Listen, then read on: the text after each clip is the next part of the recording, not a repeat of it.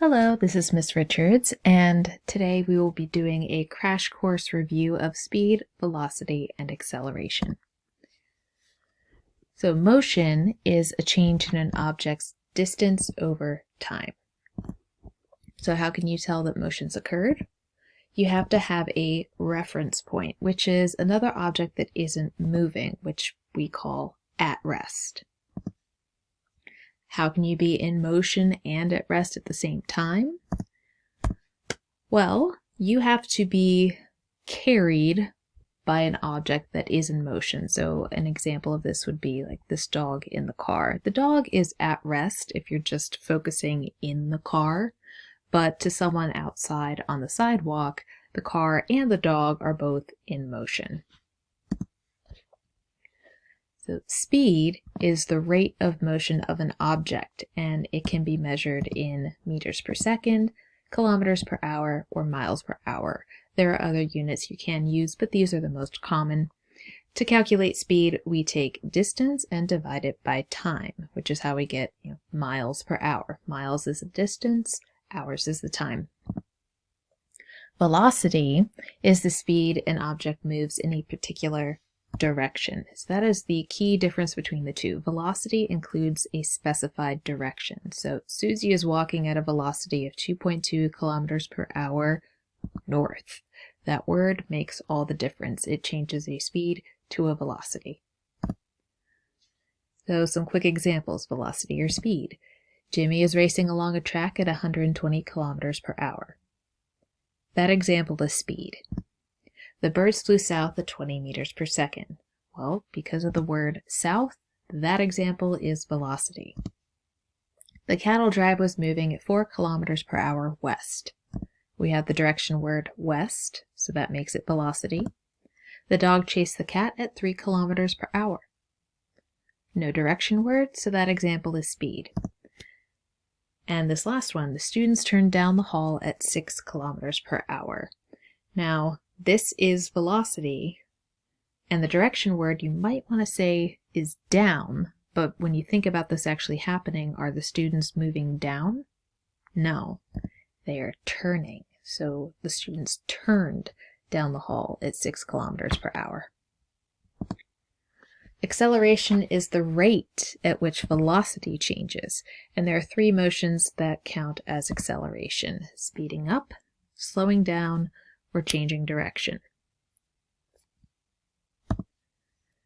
We can find acceleration with the following formula, where A is your acceleration, V with the subscript F represents your final velocity, so the ending velocity, VI is initial velocity, or your starting velocity, and T is time.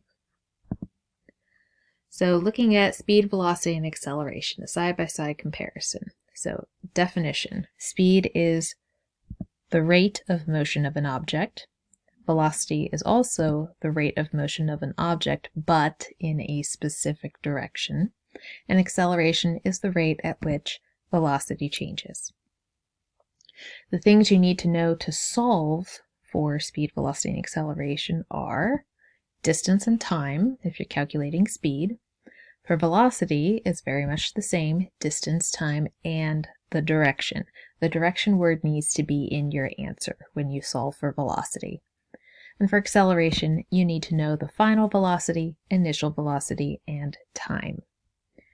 The formulas, speed is distance divided by time. Velocity is also distance divided by time with a direction word also with it. And acceleration is final velocity minus initial velocity, and all of that divided by time. So the units for each of these are a little bit different. So speed is very plain. There's no direction word, nothing is squared in the units. Velocity has a direction word used with the units, and acceleration has the time portion of the unit squared. So miles per hour squared, kilometers per hour squared, meters per second squared.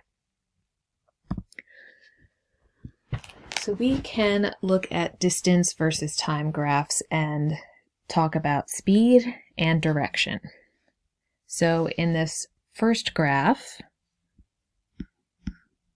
It's a straight line.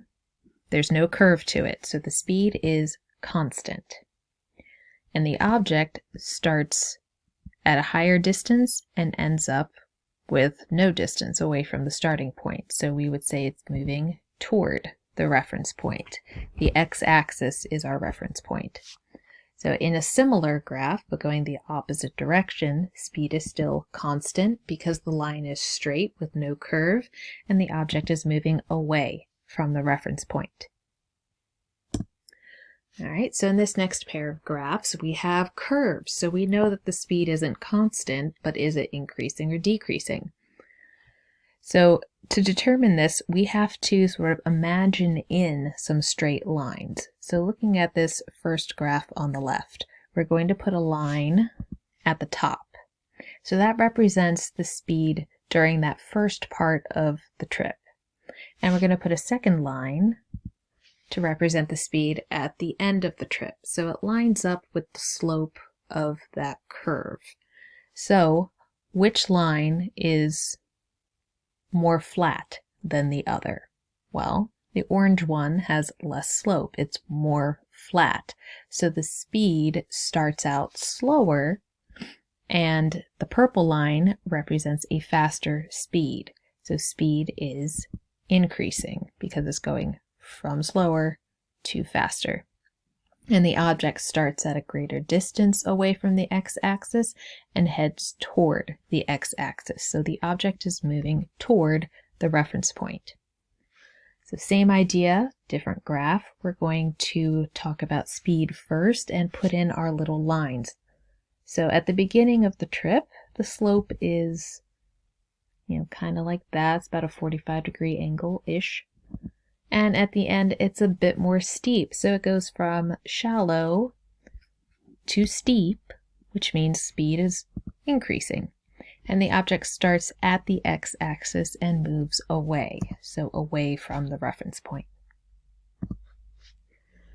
So in this last pair of graphs, we're going to do just what we did before. We're going to put in our lines to represent the slope. So in this first one, this orange line representing the speed at the beginning of the trip is pretty steep.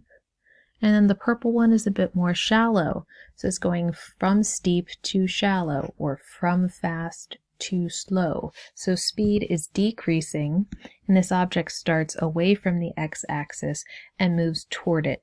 So the object is moving toward the reference point. The graph on the right shows the orange line, again, kind of steep, and the purple line is kind of shallow. So from steep to shallow means going fast to going slow, or decreasing speed. And this object starts at the x-axis and moves away from the reference point. I hope you've enjoyed this review of speed, velocity, and acceleration. If you have any further questions, please contact your teacher.